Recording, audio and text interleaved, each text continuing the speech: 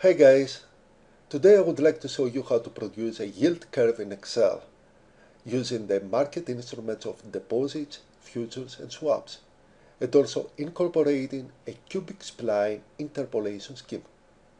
Afterwards, I'm going to display the implied 0 and forward rates so that you can see how these implied rates change as I modify the input market rates. It goes without saying that you cannot carry out such a complex task by relying on the native capabilities of Excel. You do need a specialized software, and I'm going to use a Deriscope Excel add-in.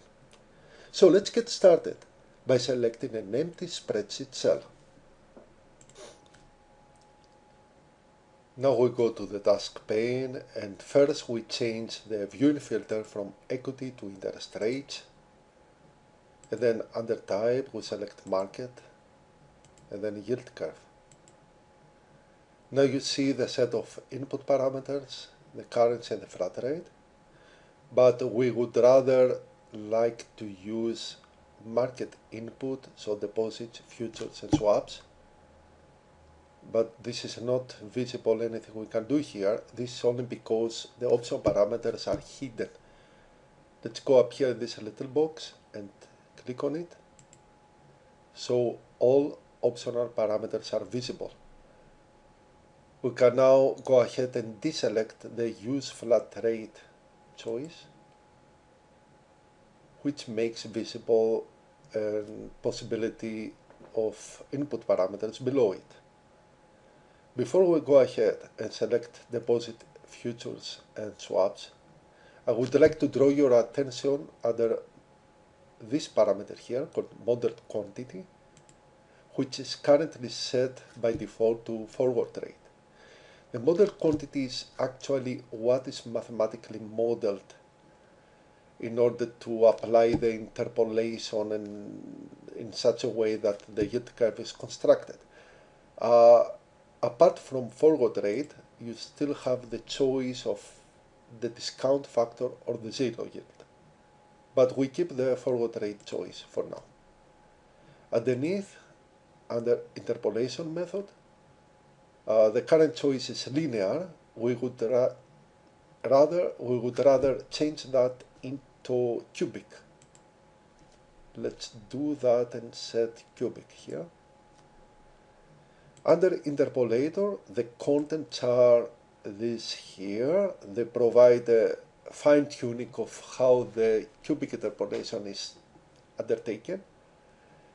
You see under derivative approximation, there is a choice of spline. There are other possibilities like Akima, fourth order, Krupa, parabolic, and so on. We keep the spline one. Monotonic is set to no, so we do not apply a restriction of being monotonic curve. The left boundary condition and the right boundary condition are both set to second derivative. There are other choices like first derivative, Lagrange, periodic. We keep the default of second derivative. Let's go back to the previous screen and we go down here and we have a view of the default set of deposit rates selected, which are two of them, the 1 month Euro-LIBOR rate and the 2-month Euro-LIBOR rate, both set at 4%. These are the default values provided by Deriscope by default. We can change them later on the spreadsheet, of course. Scrolling below, you can see use futures. Let's say yes. We would like to involve futures contracts as well. This here is the index of the futures that is being deployed, which is a Euro-LIBOR 3-month future. And the set of futures is down here. Again, two futures contracts with this expiry, price and convexity. Go back and add the swap rates here. And you see here, if we scroll down here, the swap index applicable, which is a Euro-LIBOR 6-month 6 months is the tenor of the fixed leg of each swap in the set. And the set of swaps is here, which is again 2 swaps, a 1-year swap with a rate of 4% and a 2-year swap with the same rate. Okay, let's click on go and no, excuse me, before we paste the function, we would rather remove these optional entries, so we keep everything simple. Now we can go ahead and click paste function, and you have everything on the spreadsheet. Now, with the red color is the so-called handle name that has been created using that function here, which is basically only the 2 letters DS. They stand for Deriscope, which takes input this set of ranges that you can see here. And if we click on that, so it's calculate again. If you select the cell where, with the handle name where the yield curve has been produced, you see on the right hand side within the task pane the contents of that yield curve. Okay, now we move to the next task, which is to display the implied forward rates and zero rates of that yield curve. How do we do that? Let's first select an empty cell. We go here in the column I, because we would like to keep some space in between free for later on. And then on the task pane, we go to the function selector, and here you see a list of functions that are applicable to the yield curve object just created. We select the top one called implied values. In the screen below, you see the input parameters that describe what kind of report we would like to create of implied values.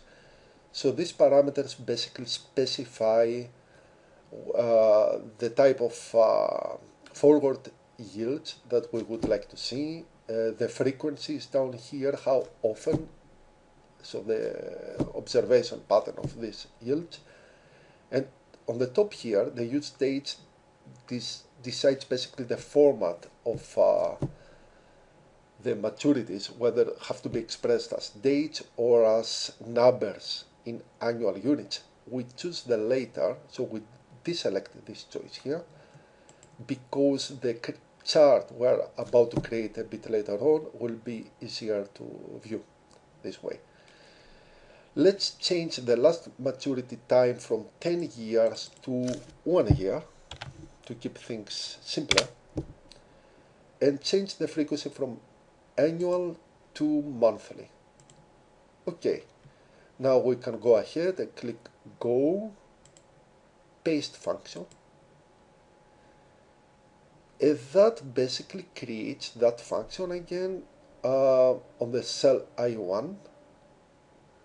It has created an object with a handle name with a red color text here, set I1. The function inside it is ds takes a single range as input. You see that here. And if you select that cell with a handle name, the contents of that cell, which is nothing else but a table consisting of 5 columns, is displayed within the task pane here in the browser area. Okay, we would like to see these 5 columns of data not here in the task pane, but rather within the spreadsheet, so we can manipulate them or create a chart out of them. How do we do that? Simple, select a cell, any empty cell. We're going to select the cell D1, and then move back to the task pane area and click on go, and then down here paste object contents. Okay, we have all the data now occupying that range. You see it consists, this range consists of 5 columns. From left to right is the maturity of the contract, then is the discount factor value, followed by the zero rate, the forward discount factor, the forward rate. The 0.5 in parentheses means the tenor of the underlying forward contract. Perfect. Let's create a chart out of this. Just go to Insert, Scatter, and let's choose this one for a smoother curves. Okay, move it a little bit down here so we don't hide the numbers above. And you see the viewing experience is not so good because you have 4 different curves. 2 of them around the value of 1, the other 2 around the value of very close to 0. So they are not really, cannot be viewed simultaneously. So let's get rid of the discount factor curves. Delete, select the other one, delete. And we keep only the 0 rate with the red color and the forward rate with the purple color. That's it. How do these curves change as the market data, so the input market rates, keep changing?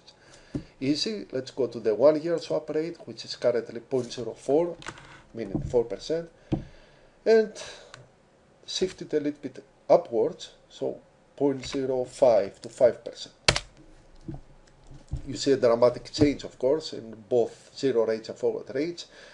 The flash of the colors you saw on the data here basically means that the green color means the respective cell value went up. The red color means the respective value went down. Another change is if you go to one of the futures contracts here and you modify the convexity. Currently by default is set to 0, which means the futures contract is treated like a regular forward rate contract.